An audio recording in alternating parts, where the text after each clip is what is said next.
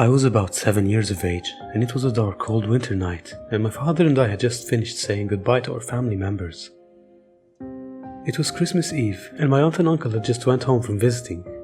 A simple family ritual, done every year on Christmas Eve as usual. Before I knew it, I had kicked off my winter boots and was in bed. My mom and dad came into the room and spoke with soft words to tell me goodnight.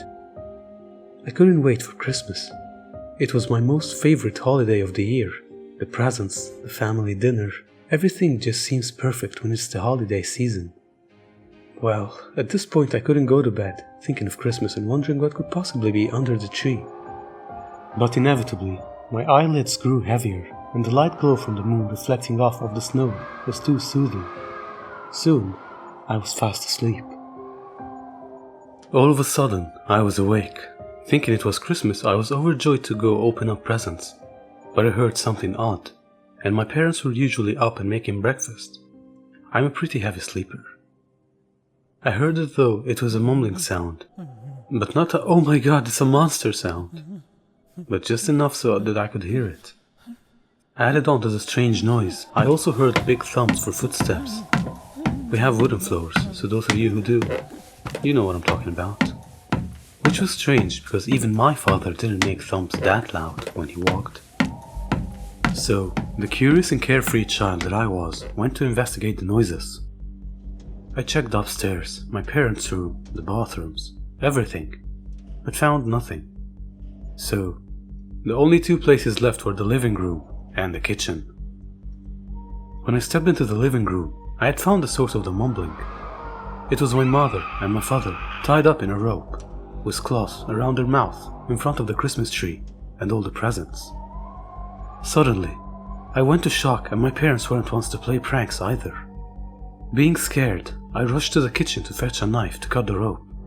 All of a sudden, I heard a noise coming from the living room. It was that thumping again. I hurried back, and there, next to my parents, was a tall man in a black, sort of robe-like thin cloth around him. It had a hood. He wore heavy, what seemed to be steel-toed boots.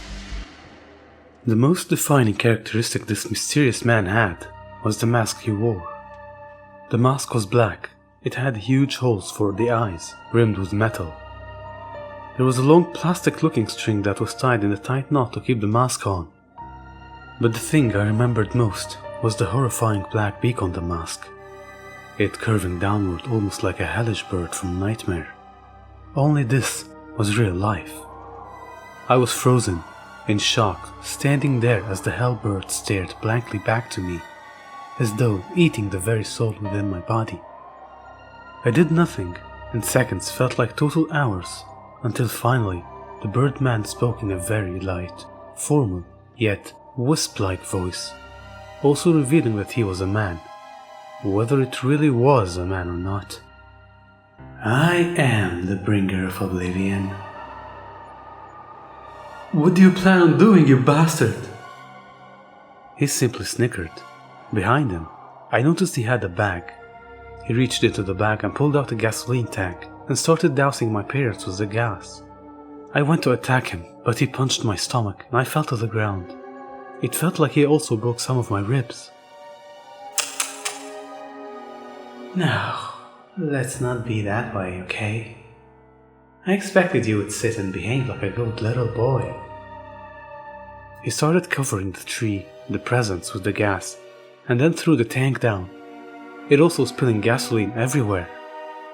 He grabbed me by the shoulder and threw me by the front door.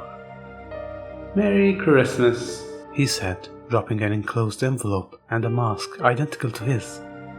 He then took a big Zippo lighter and ignited it. He then threw the lighter to my parents, instantly engulfing them and everything in flames. He then jumped out of the window and ran into the dark woods behind our house. I watched as they were screaming in agony under the cloth, and their skin started to melt away and char. I went to help them, but the house and everything was just so engulfed in flames. The last words I ever heard of my father was, "Just run, son. Go, and run as fast as you can." Or at least, that's what I could make out from him. I went to run out of the house, knowing sadly and contemplating on whether to leave or not. I reached for the door, and my foot stumbled upon something. It was the mask and the letter. For some reason, I took that mask and the letter. When I finally got the chance to open up the letter, my parents were long gone. All of my happiness crushed. The letter read as followed.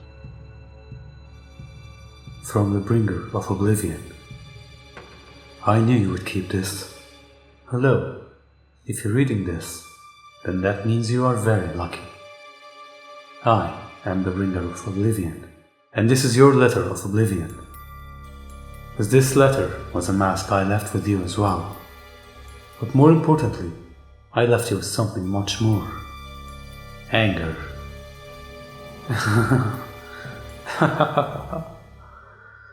Don't cry, because it will do you no good whatsoever. I have left you with a task, and a new life you can choose to lead. Take this mask and keep these words in your head, because I know they will be burned into your memory when you're older, or maybe even now, depending on when you're reading this. You can take this mask and do the deed I have done to you and your family to another. You can take the rage out of you. Don't worry. It feels good. I know. Burn the house and leave a letter and a mask identical to these to the youngest of the household, and burn the rest of them all. I know you can do this. I feel the fucking rage inside of you. It has consumed you, so release it. Do this, my child, and spread Oblivion to wherever you may find it suitable. At the time I had read this, I had stayed at a foster home for God knows how many years. But he was right about the rage. It controlled my body, and sometimes I think to myself, what would happen had what had been done that night have not occurred? But there's no fucking way I would become him, I thought to myself. I am now 18 years old, and the rage and the day and the letter are all still stuck inside of my mind. It is all burned there, even as I am dropping this mask and this letter to the legs of a very lucky 5-year-old little girl, who just happens to be the youngest of a family of 4.